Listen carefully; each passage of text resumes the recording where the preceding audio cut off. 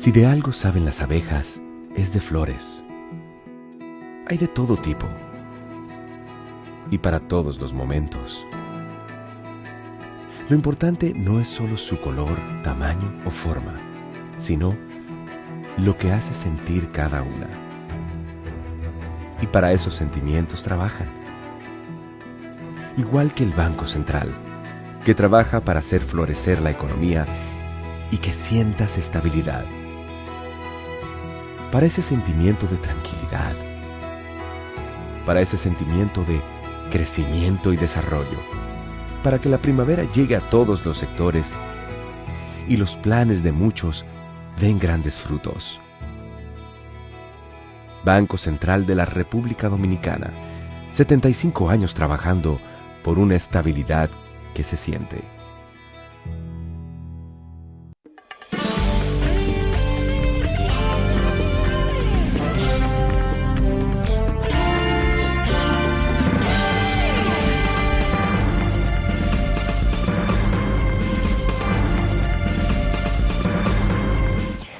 Muy buenas tardes, amables televidentes. Bienvenidos a su cita diaria, crepuscular y nocturna en Teleimpacto, que es al final de la tarde despidiendo el sol o comenzando la noche. Ponga su caridad en buenas manos. Apoye el Patronato de Lucha contra el Cáncer de Villa González Incorporado. 809-443-8010. También el Hogar Escuela Santo Domingo Sabio. Avenida Independencia, esquina Gregorio Luperón, aquí en Santo Domingo. Muy bien. Bueno, hay que anunciar que el Banco Central mantiene su tasa de política monetaria en 5.25%. Y el banco, todo el mundo sabe lo que están en esas notas económicas, que el banco tiene una especie de dependencia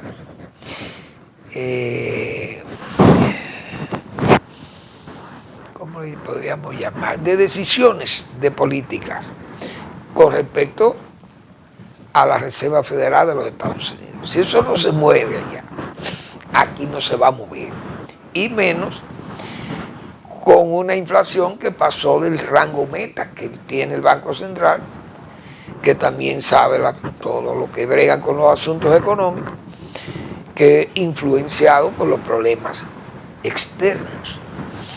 Entonces, aún el buen manejo local, pero tiene esa influencia, ese contagio viene de fuera. Es claro que en un tiempo de inflación no se van a bajar los precios del dinero o el precio del dinero para préstamos y esas cosas, porque sabe que va a circular más dinero y va a llamar más a la inflación. Entonces eso está detenido de acuerdo a cómo está en Estados Unidos. Y allí Trump, aunque quería o sustituyó a Jeremy Powell, ya creo que ya cesó, pero se pasó 2 años queriendo explotarlo al hombre, sacarlo de ahí para que le bajaran la tasa, pero ahora no dice nada. Pero ¿y por qué no dice nada Donald Trump ahora con el nuevo? Porque en Estados Unidos la inflación también ha subido, y si usted le baja esa tasa, entonces ese circulante aumenta y presiona también hacia el alza de la inflación. Y eso lo saben todos los economistas. Y los que no somos economistas, que somos supinos, ignorantes en esa materia, también sabemos que eso es así. Entonces, por eso el banco mantiene su tasa de política monetaria. Verbigracia, las gasolinas subieron 4 pesos. La premium ahora se va a vender a 335 pesos con 10 centavos. Señores, oigan cuánto cuesta un galón de gasolina. 335 con 10. Eso quiere decir que se le han aumentado casi 44 pesos a la gasolina premium después que se inició esa guerra en el Golfo Pérsico. Entonces la gasolina regular a 307,50, 2 pesos más le subió, tuvo que subirle el gobierno porque le suben los precios y el gobierno no puede asumir esos golpes. Entonces el gasoil 287 pesos con 10 centavos, el gasoil premium. Le subieron 4 pesos también. Y al regular 259 con 80, 2 pesos también le subieron a eso. El gas licuado de petróleo sigue con su mismo precio, 137 con 50. El galón de gas propano, es decir, que la comida la vamos a seguir cociendo o cocinando con el precio del gas congelado para que caliente más. Y el GLP, que es el gas el gas natural, se venderá a 43,97. Los que saben y usan ese gas sabrán si eso es alto o no. Yo recuerdo, sí, que el gas natural, señores, eso comenzó a menos de 30 pesos. Y miren por donde vaya. En 43 pesos se miden unos BTU y una cosa de esa, no me acuerdo. Pero eso se ha encaramado, todos los precios de los combustibles. Entonces, esos precios presionan los demás precios. Porque ¿quién no sabe que una mercancía que se produzca aquí en la capital y usted la tenga que llevar, por ejemplo, a La Vega o a Neiva o a Barahona para que la consuman allá, entonces ese flete lo van a cobrar más caro? Eso es muy conocido de todo el mundo. No hay que explicar mucho esas cosas porque eso es lo que hay. Lamentable, pero eso es lo que pasa. Bueno, entonces veo que Energía y Minas, el ministerio celebra el 10,7% de crecimiento de la minería, cosa que está muy bien, un gran aporte. Me dirá, pero si no fuera por la minería entonces creciéramos menos. Es verdad, porque ese 10,7 indiscutiblemente es un número alto y aporta ese porcentaje alto a la sumatoria, a la ponderación de ese índice mensual de actividad económica, el IMAE, de 4% en el trimestre.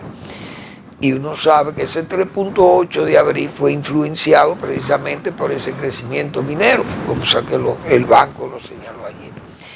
Ahora, el Ministerio de Energía y Minas y los mineros aprovechan esas estadísticas, esos números, para promover su minería.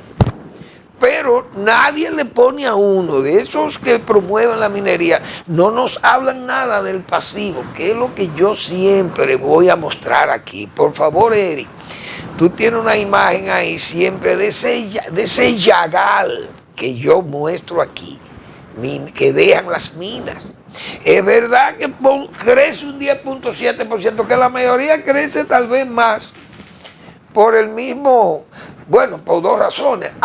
El precio del oro, indiscutiblemente, que ayuda a que el crecimiento sea mayor, pero además también apura la producción, porque todo el que produce oro sabe que ese precio puede bajar. Entonces usted apura, como dicen, la producción de oro y tal vez sale más oro y por tanto el aporte es mayor. Ahora, no es lo mismo que usted exportar cacao y aprovechar a $12,000 una tonelada de cacao. Usted no puede poner una mata de cacao de la noche a la mañana para que le produzca cacao. Eso se sabe. Ahora, en la minería usted puede acelerar el proceso de producción y obtener más producción para ganar ese precio que está alto y ganar buenos dividendos. Ahora, repito, vamos a ver ese yagal, repito, que deja la minería, que no compensan esos beneficios que se celebran hoy. Miren a ver si eso es sano. ¿Ustedes creen que es sana la minería? Ese 10%, muy bonito, muy bien, y se ve muy bien, y se aprovecha muy bien para fines estadísticos. Pero miren las consecuencias de ese 10. Miren cómo es que quedan los suelos, las montañas nacionales. Vamos a ver la otra imagen, Eri, la de Barry. Ah, mira el contraste. Esa es la que a mí me gusta. Y yo voy a seguir insistiendo en eso porque es cierto. Que esa es la que a mí me gusta. Porque miren esa, usted quite ese maíz de ahí. Primero, aproveche el grano. Y si lo quiere utilizar fresco para el ganado, lo puede, como se dice, cortar, picarlo y servírselo al ganado así. Es decir, es una planta muy noble. Entonces, miren lo bonito que se ve esa plantación. Qué distinto al yagal que vimos de la minería. Claro, esto no produce tanto como aquello, pero esto no me hace daño. En miles de años yo puedo seguir produciendo ahí como tenemos 500 años produciendo maíz aquí. Desde que llegaron los españoles aquí, los indios le enseñaron el maíz que venía de Sudamérica y de México y todos esos indios comiendo maíz. Y le enseñaron a los españoles, y miren por dónde anda el maíz hoy en el mundo entero. Entonces, ¿cuáles son los aportes? Eso aporta, mire ese cultivo es de batata, yo creo, si ese cultivo es de batata, mire a ver si es igual que ese yagal de La Peguera o de Cotuí. Ah, ese no crece un 10%. Lamentablemente está creciendo un 2.8% en el cuatrimestre en la agricultura porque estos son gobiernos que se han dedicado a estimular el turismo y no estimulan a la producción agropecuaria. Si nosotros produjéramos lo suficiente quintales de batata que nos permita exportarlo, con la higiene, la calidad, la inocuidad necesaria, la trazabilidad, las buenas prácticas de manejo, las buenas prácticas de manufactura, o las buenas prácticas de transporte, de las buenas prácticas de cosecha, y hasta de cultivo incluso, todavía más exigentes. Entonces salimos a competir, pero esos suelos no sufren ese yagal que deja la minería, como yo acostumbro siempre a hacer ese contraste, porque los mineros nos hablan de ese 10%, pero miren la consecuencia de ese 10%, miren cómo que quedaría el país. Y yo me pregunto, ¿es sano eso? Y le pregunto a mis amabilísimos televidentes y al país, ¿es sano esto? ¿Pan para hoy, hambre para mañana? ¿Qué es lo que nos va a dejar la minería a nosotros? ¿Qué beneficio nos deja? Ahora vemos el oro, muy bien, ese oro que brilla, pero no todo lo que brilla es oro.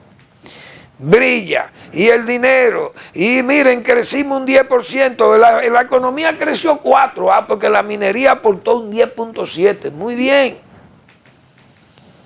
Pero miren lo que deja, miren las consecuencias, y ahí es que yo entiendo que nosotros lo que debemos seguir es explotando nuestra agricultura. Estos gobiernos que se dejen de estar tomando préstamos para regalar el dinero y que se fajen a trabajar.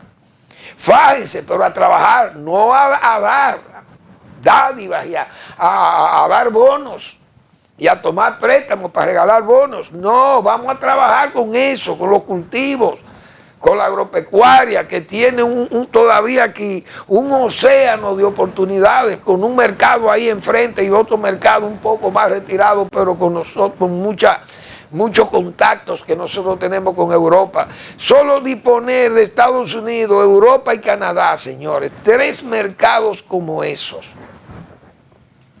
Tenerlo en nuestras puertas. Eso es una garantía para nosotros crecer. ¿O usted cree que el banano no puede crecer si podemos exportar banano a precio competitivo y ponerlo en Estados Unidos en horas? ¿O en Europa en algunos días? Esa es la diferencia. O vegetales, o frutas también como el mango y lo demás, y el aguacate, qué sé yo, de todo, limones cítricos, podemos exportar todo lo que nos dé la gana porque tenemos esos mercados que incluso lo tenemos negociado en tratados de libre comercio. Hasta el ron, que produzcamos el ron, ¿por qué? Porque viene de la caña. también la caña aporta las melazas y las melazas aportan el alcohol. Y tenemos una industria de ron excelente en el país. Los cigarros, la zona franca de Santiago que produzcan, si producen 10 millones, que produzcan 20 millones de habanos y de puros y hagamos de República Dominicana la capital del mundo en puros. ¿Y por qué tenemos que ser mineros? Pues está bien el turismo no daña, así, no es verdad. Y consumen también y ayuda a que nuestra producción agropecuaria se nutra también. El turismo se nutra de esa producción, pero tenemos que producir sanamente, con inocuidad, con higiene. Esa es la diferencia, y con trazabilidad, que puedan ser estudiados nuestros productos y ver las partes por millón que puedan ser dañinas, por ejemplo, a la salud humana, y que tengamos esas buenas prácticas. Entonces el país va a caminar y vamos a ser efectivos y vamos a ser eficientes. Muchas salas de invernaderos, casas de invernaderos. Tenemos los aeropuertos, tenemos los muelles, tenemos la cercanía geográfica, tenemos las visitas de más de 12 millones de extranjeros que vienen al país. Señores, si consumen frutas dominicanas, es un gran aporte. O lácteos, que coman de este país, o cereales del país, que lo consuman en los hoteles. Las carnes, etcétera, todas esas carnes de cerdo, de pollo, huevos que se consumen en los hoteles, leche, etcétera, es de producción nacional y mucho importado, no hay duda. Pero si podemos suplir los mercados, qué bueno sería eso. Por tanto, yo creo que lo que tenemos que desarrollar es la agropecuaria, que tenemos nosotros esas ventajas. La minería, dejémosle eso a los grandes, que nosotros somos un país muy pequeño. Y los países mineros, los que califican como mineros, son los países grandes, no los pequeños como estos, y donde su agua está retenida precisamente donde están los metales, las minas. Entonces nos queda esa alternativa: oro o agua, agua o metales, porque hay que considerarlo a los demás. Esas son las diferencias. Entonces yo muestro eso no para meter miedo, sino para hacer conciencia, que la gente haga conciencia que ese brillo del oro actual, cuando se van, cuando el oro deja de brillar, porque no hay, se acabó la mina, o el precio se hace ruinoso, como paraban muchas veces a Falconbridge, porque el precio se arruinaba del níquel, del ferroníquel. Entonces ahí comienzan los dolores de cabeza y nos quedan esos daños ambientales llamados pasivos ambientales. Y entonces nadie quiere ir a mirar ese llagal que deja la minería, esas llagas, esas cárcavas. Eso es lo que tenemos, creo yo, que concienciarnos los dominicanos. Bien, vamos a seguir. Bueno, eso es a energía y mina, que nosotros le estamos diciendo eso, que está muy bien. Vamos a ver en qué va a parar las paradas. Las paradas de las motocicletas, señores. La autoridad, si va a hacer una regulación de eso, hay que comenzar primero con ese asunto de las paradas ilegales. Pero eso, uno sabe que los motoristas tienen libertad de pararse donde ellos les dé la gana, como se dice, donde lo permita la ley, claro, o las normas de tránsito. Pero es difícil considerar una parada ilegal a menos que esté violando precisamente las normas de tránsito. Pero ellos se ponen en X sitio y uno sabe que eso es un área de trabajo.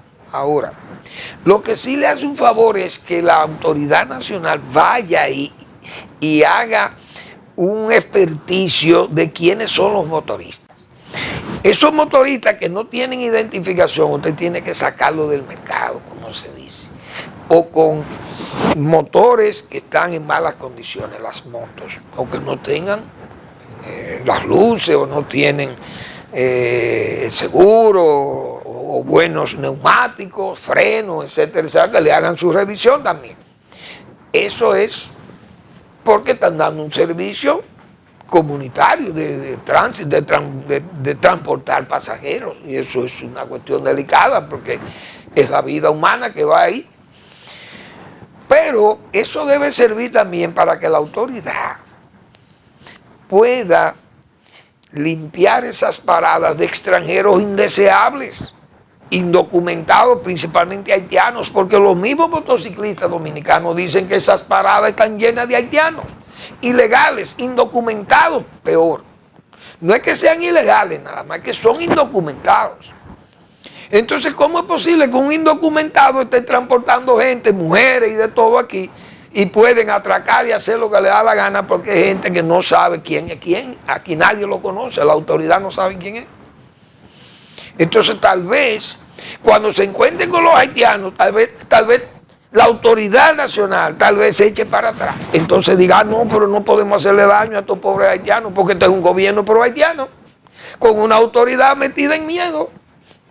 Y yo recuerdo, hay un viceministro de Interior y Policía que habla o hablaba y exponía el problema de los inmigrantes haitianos principalmente. Juan Manuel Rosario, me lo callaron a Juan Manuel, yo no le he oído hablar jamás. O no sé si será viceministro todavía, probablemente hasta lo han separado del cargo.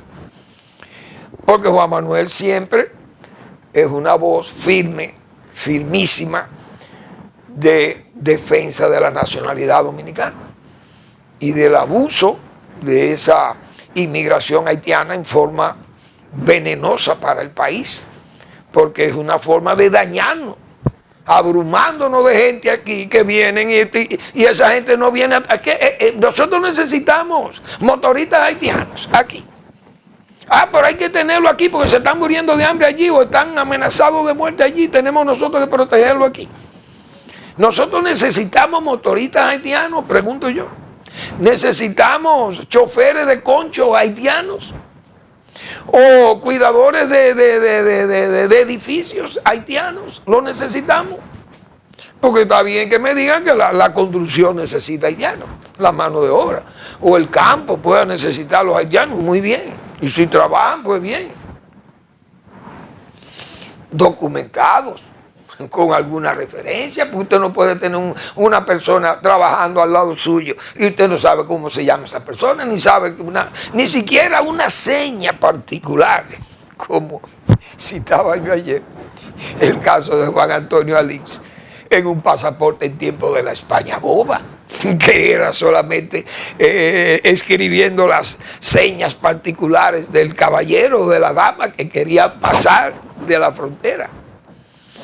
Y tenían que ponerle las señas particulares, medio tueto de un ojo, decía Juan Antonio Alí.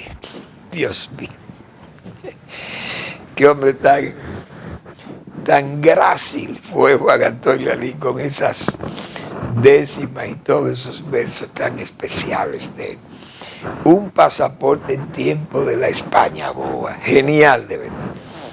Bueno, pero vamos a esperar que esas cosas se puedan corregir, todos esos defectos que hay en esa parada y en ese motociclismo ya convertido en una verdadera plaga en esta ciudad y en el país, porque es un caos, un desorden que se le ha ido de la mano a la autoridad. Aquí no pueden con los motoristas, tienen meses, años aplicando medidas y no dan pie con bola, como se dice. Pero yo he dicho que tengo fórmulas para que los motoristas respeten el tránsito y a las autoridades. Yo los agarro, 4 presos, los ato de un poste, atados a pleno sol, 3 o 4 parados allí, y los demás, la plaga se va a parar. Porque ellos se paran todos como un enjambre. Desde que uno se choca o raya un vehículo y cae al suelo, aparecen 24 motoristas o más amenazando al que le ha chocado, que es el que se ha estrellado contra usted.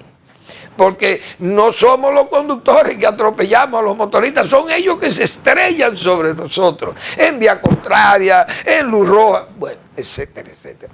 Entonces, cuando yo detenga 4 motoristas y lo ate a un tubo ahí, a pleno sol, los demás motoristas se van a parar, indiscutiblemente.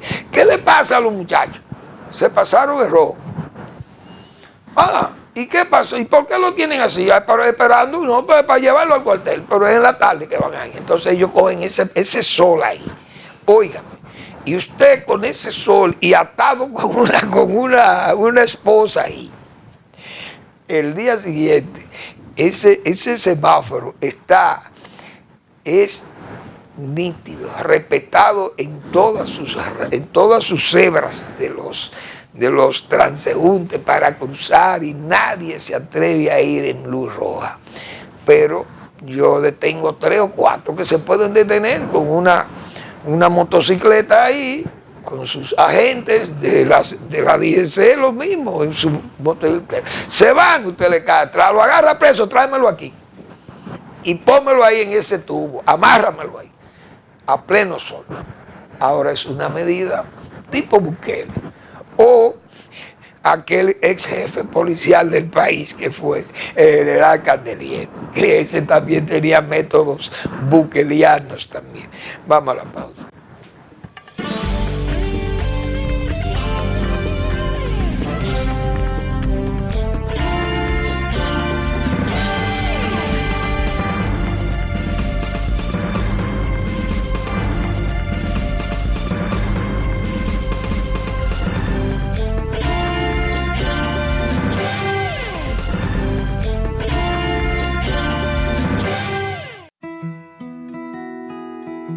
Si de algo saben las abejas, es de flores. Hay de todo tipo y para todos los momentos. Lo importante no es solo su color, tamaño o forma, sino lo que hace sentir cada una. Y para esos sentimientos trabajan. Igual que el Banco Central, que trabaja para hacer florecer la economía y que sientas estabilidad. Para ese sentimiento de tranquilidad, para ese sentimiento de crecimiento y desarrollo, para que la primavera llegue a todos los sectores y los planes de muchos den grandes frutos.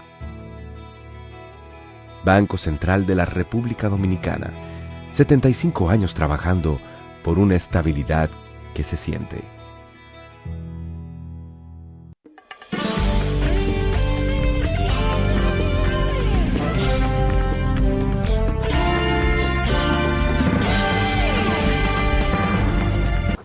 Bien, hemos estado, como dicen, con las expectativas, esperando si se ha tomado alguna decisión, pero parece que todavía el tribunal que está conociendo el caso Calamar no ha decidido.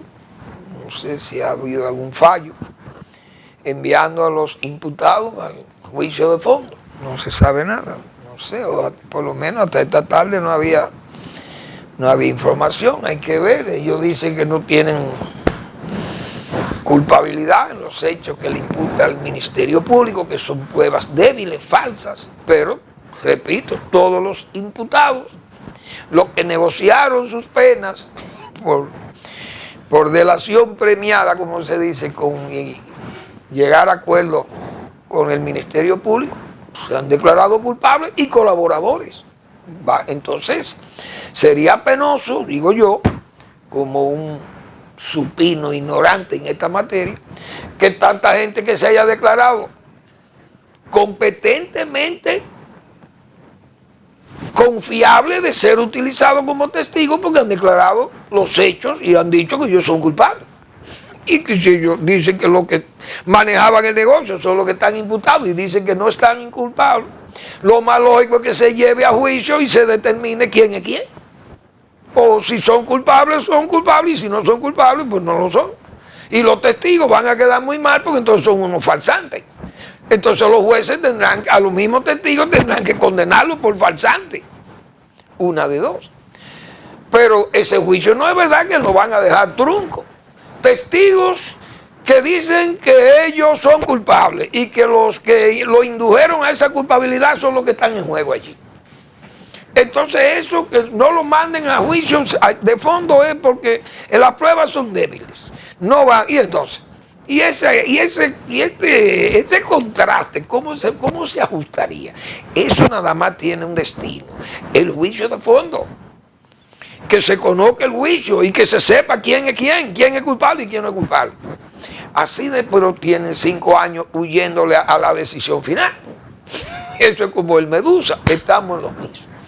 Y la verdad que es una pena. Vi ese caso incluso porque hay un caso ahí específico que es el del señor Gonzalo Castillo, que es uno de los precandidatos del PLD.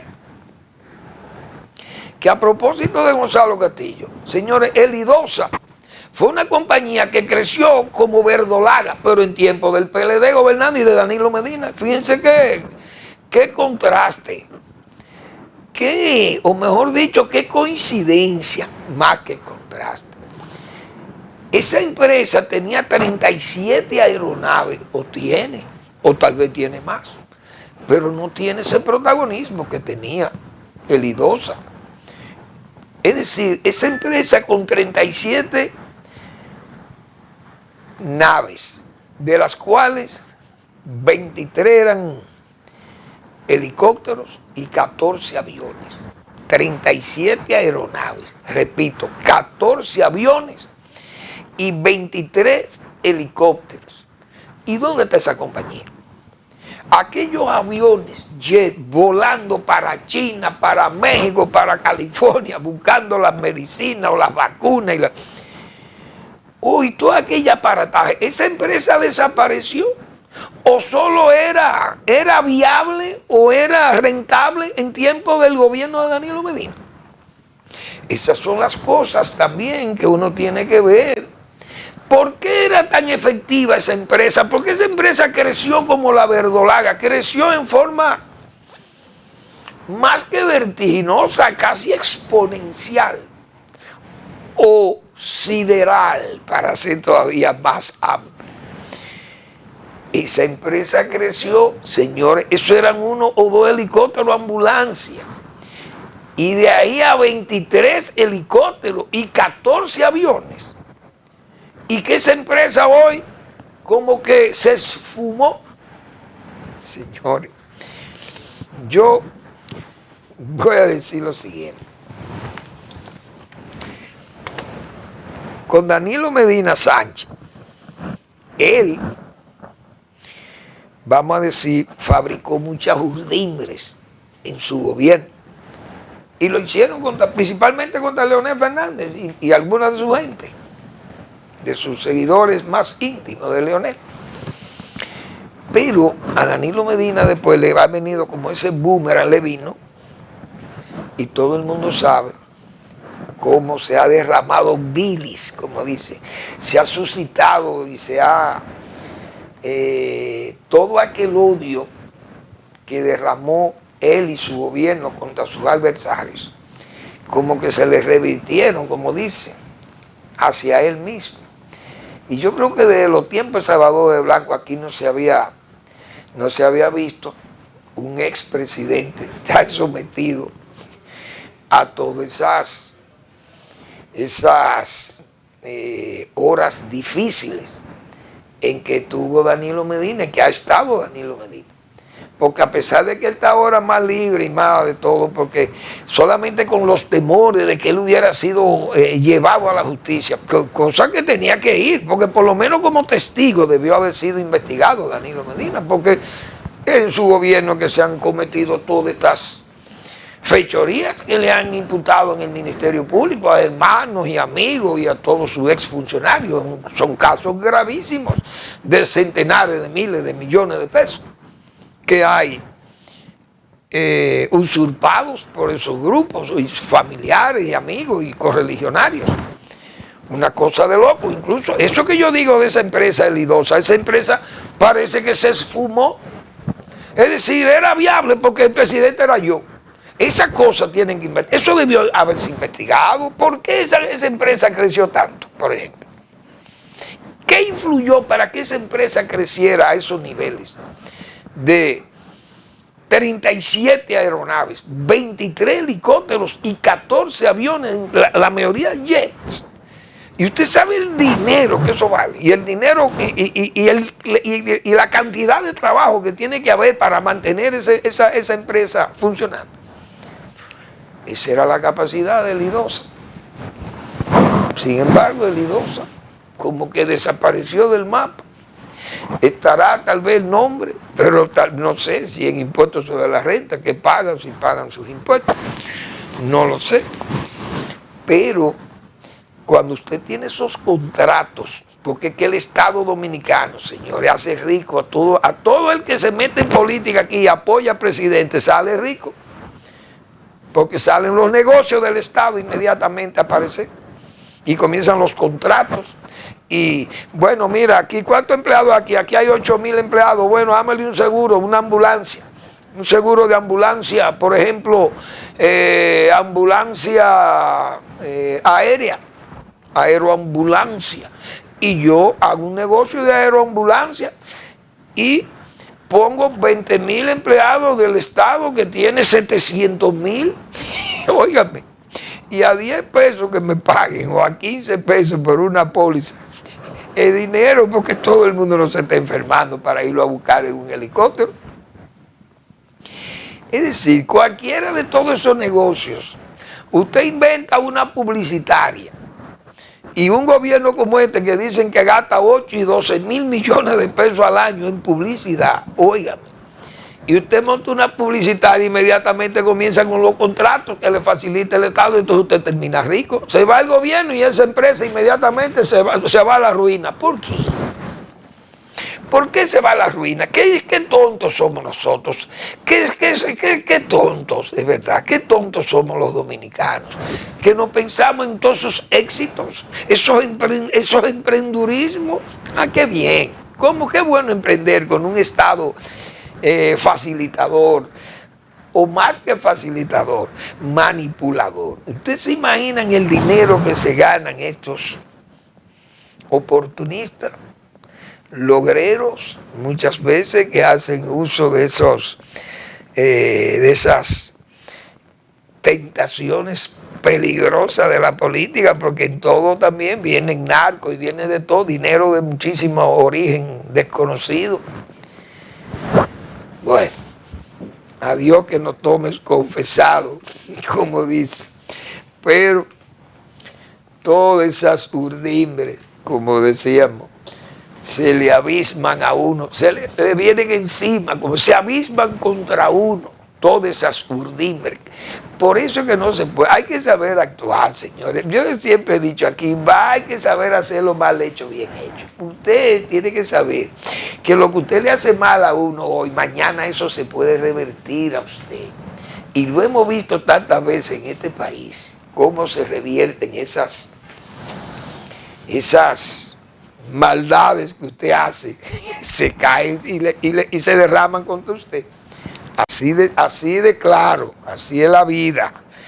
Bueno, entonces, qué bien. La Cámara de Cuentas, decíamos ayer, la señora Polanco fue a Santiago, una charla, y además anunciar que en el periodo 16-2024 hubo daños a los bienes públicos. No sé cómo el alcalde de la época, el señor Abel Martínez, no he visto si ha dado respuesta sobre eso, pero no sé si la señora llegó a citar los daños que ella encontró en las auditorías o en los experticios que han hecho. Muy bien. Dirán ellos, estamos trabajando. Pero resulta que veo la UAS, por ejemplo. Vi que el presidente inauguró en la UAS un centro digital, un centro grande para que los estudiantes, profesores, interesados accesen y tengan las informaciones a la mayor brevedad. Y eso está muy bien. También, ¿qué más? Vi ahí que inauguraron ahí en la UAS, son varias actividades, que el presidente incluso inauguró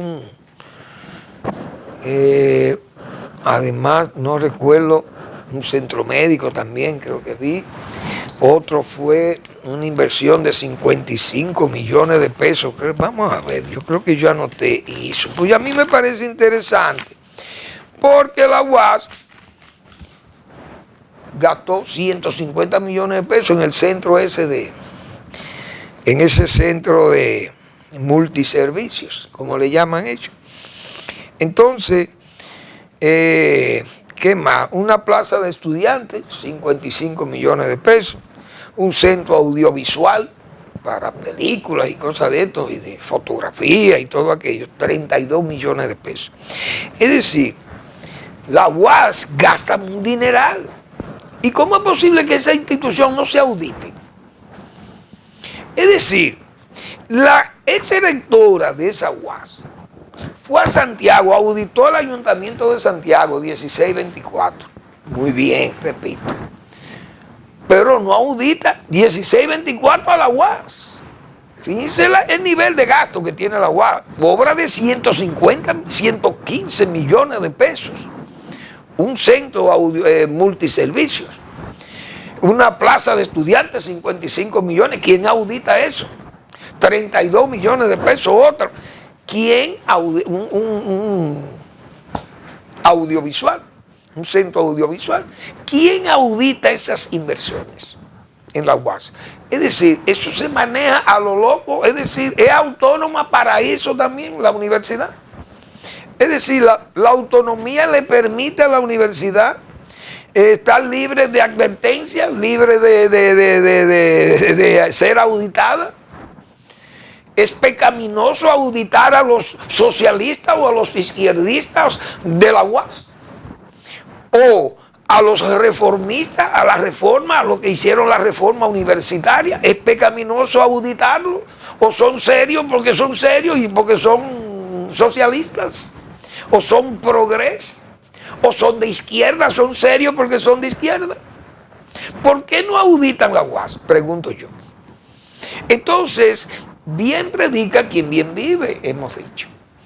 La señora Polanco, que es la presidenta de la Cámara de Cuentas y que luce tan activa con los demás, pero muy marcadamente con los demás de ayer, no los demás de hoy. Y ella dirá, bueno, yo me voy a concentrar en las auditorías viejas. Las nuevas no me pertenecen a mí porque yo pertenezco a ese partido que está gobernando y yo no voy a meter a lo hondo a mis amigos, no voy a poner en peligro la estabilidad de mi gobierno y de mi partido en el gobierno. Por tanto, mi trabajo se va a limitar a auditar a los anteriores gestores del Estado Nacional. Óyeme, eso se ve muy mal. Y se vería muy inclinado al partidarismo. Es un trabajo, sería muy sectario. Entonces hay que esperar que venga otro gobierno para auditar este gobierno. Y luego que se audite, ver la misma reacción del PLD diciendo que nada más lo persiguen a ellos. Entonces cuando callen, cuando este gobierno se vaya y sea auditado, entonces van a venir con los mismos argumentos, como hemos dicho, el sofisma o el mismo sofisma como escudo de la persecución política. U otros que aspirarán a la exculpación, a la apelación exculpatoria del borrón y cuenta nueva. Parece que la señora que estuvo en la UAS aspira al borrón y cuenta nueva o al olvido. Es decir, de aquí al 30 o al 29 por allá, cuando me vengan a auditar, ya esos números se han borrado. O tal vez ocurre un incendio en una de esas salas donde se guardan esos documentos que pueden ser auditables, porque en este país se ha visto de todo. La verdad que gobernar la República Dominicana bajo ese criterio es para que vayamos para atrás y no para adelante. Eso está claro. llegó para atrás para tratar de parafrasear aquella expresión de campaña de los tiempos, aquellos tiempos del moderno Concho Primo en la República Dominicana. Vamos a la pausa.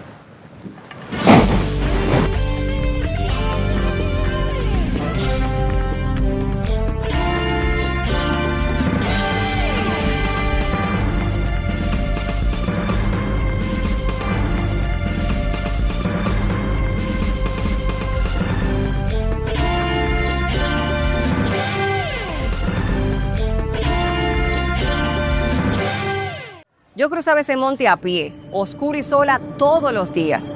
Pues los muchachos me esperaban. Por ellos, uno hace lo que sea.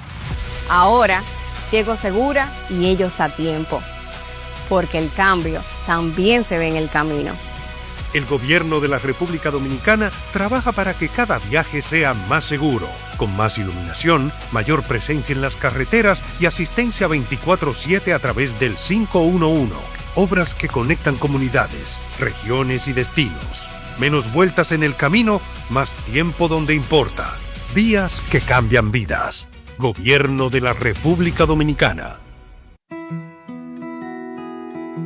Si de algo saben las abejas, es de flores. Hay de todo tipo y para todos los momentos. Lo importante no es solo su color, tamaño o forma, sino lo que hace sentir cada una. Y para esos sentimientos trabajan. Igual que el Banco Central, que trabaja para hacer florecer la economía y que sientas estabilidad. Para ese sentimiento de tranquilidad. Para ese sentimiento de crecimiento y desarrollo. Para que la primavera llegue a todos los sectores y los planes de muchos den grandes frutos. Banco Central de la República Dominicana, 75 años trabajando por una estabilidad que se siente.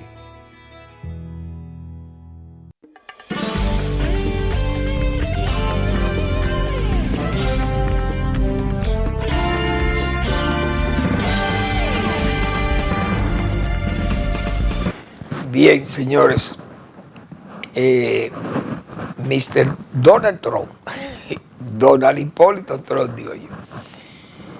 ¿Cuántos problemas se ha buscado Donald Trump? Y la verdad que yo creo que no andamos descaminados ni equivocados. Mucha gente que hemos considerado que Donald Trump no está en las...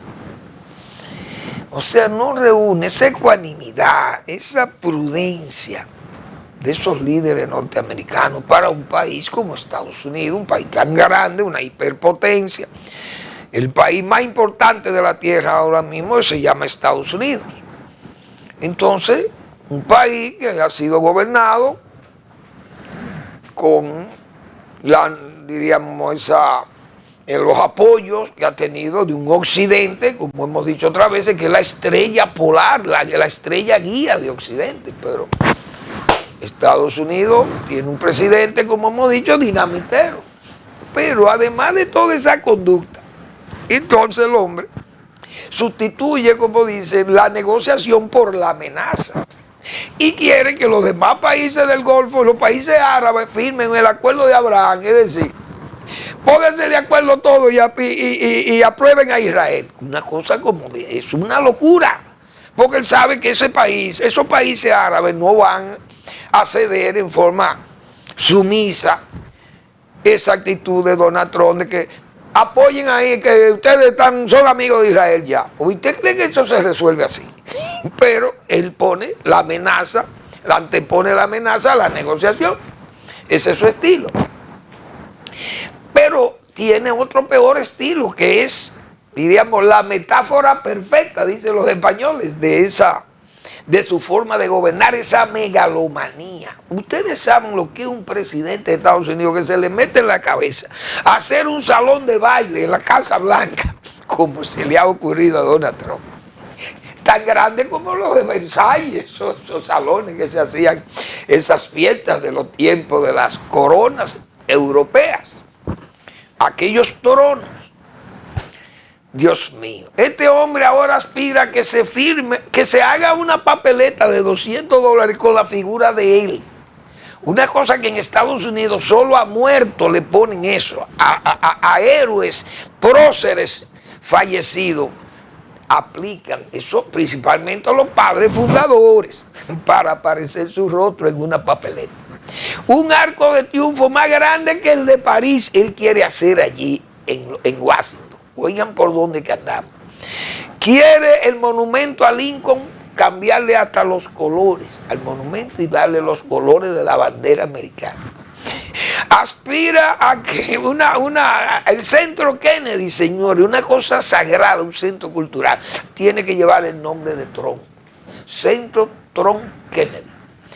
Una avenida, el Boulevard Trump, en Florida. Es decir, un megalómano perfecto. Pero ¿y cómo es posible que Estados Unidos tenga eso? O sea, que Donald Trump tenga seguidores. Es lo que yo digo. Pero en el mundo tiene seguidores. Y eso es una conducta que ni siquiera, yo creo que ni Adolfo Hitler tenía esa conducta. Bueno, Trujillo aquí, que había que hacer muchísimas estatuas, y los nombres de las calles, y los nombres de las provincias, y los nombres del país. Ciudad Trujillo, explíqueme usted. Ese era un megalómano perfecto. Pero que Donald Trump en el pleno siglo XXI, 65 años después de muerto ese señor, y que vayan mi saludo a los héroes de mayo, por suerte, que ahora viene el 30 de mayo mañana. Señores, cuánto sacrificio de esa gente.